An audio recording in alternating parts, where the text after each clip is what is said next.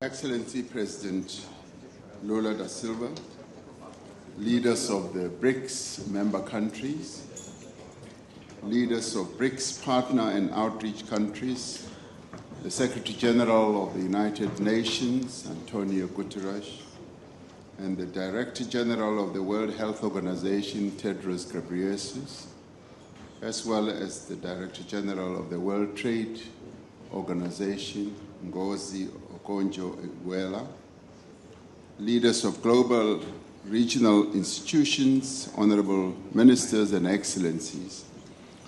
This moment in history is defined by the intersection between economic reform, geopolitical realignment, and the deepening climate crisis.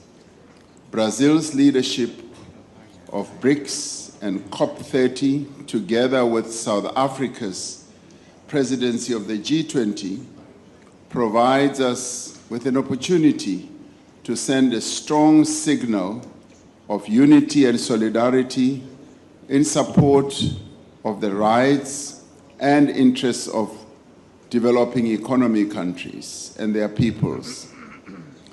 Our concurrent leadership of these bodies must emphasize the pressing need to close the Sustainable Development Goals implementation gap and the climate ambition gap, and ensure that just transition pathways leave no one behind. BRICS is a key platform to shape a new paradigm of multilateral cooperation anchored in equity, sustainability, and development. And this whole quest for sustainability and equity manifests itself, admittedly, in many ways. And one of those which is of great concern to us in the Global South is how we are able to address the vexed question of how our resources are utilized and how they can power the growth of the economies of the world.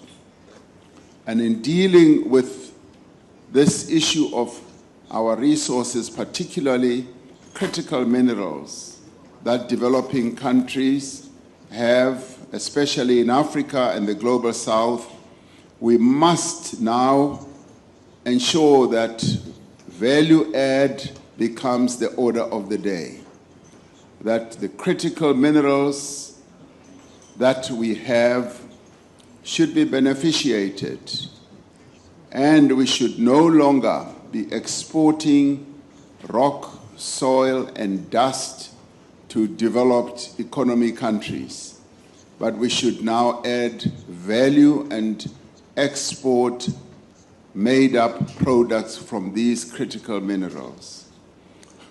We must use our institutions to drive climate-resilient development as we do all this across our own continent, Africa, and the Global South.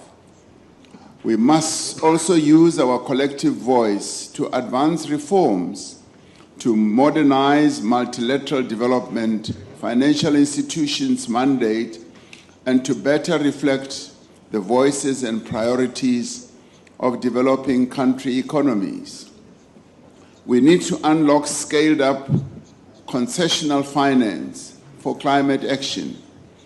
This is important to catalyze investments in early warning systems, resilient infrastructure, community-led adaptation, and people-centered just transition pathways.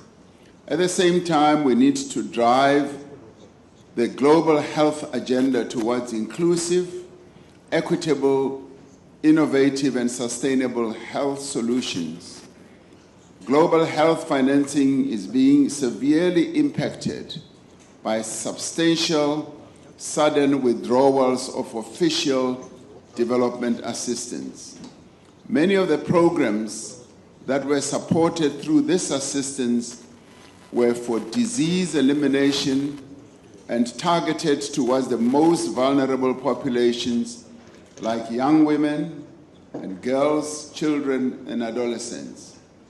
As countries, we have made great strides towards the elimination of TB, malaria, and HIV through the support of organizations such as the Global Fund.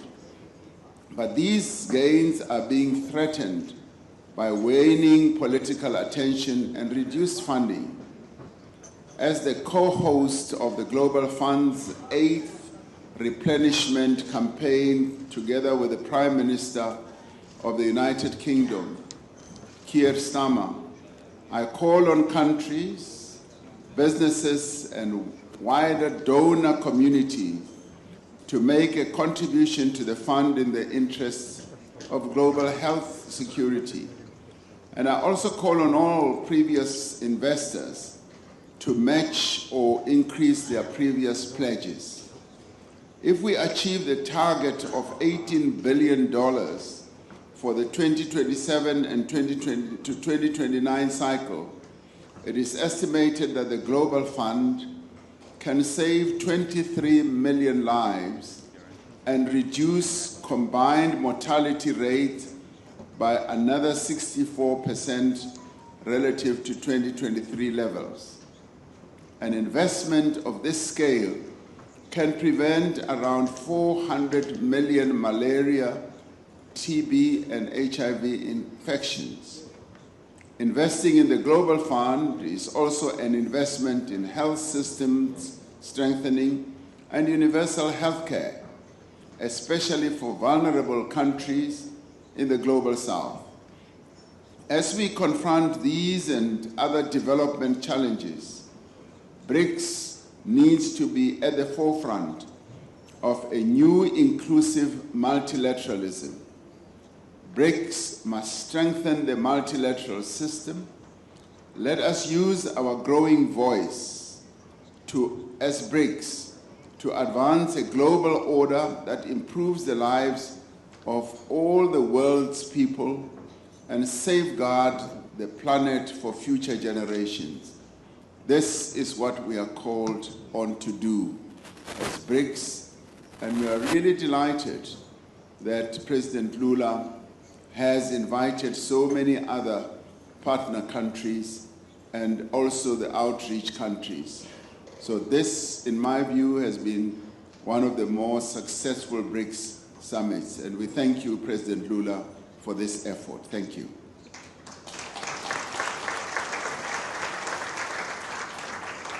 Obrigado, Presidente Ramaphosa.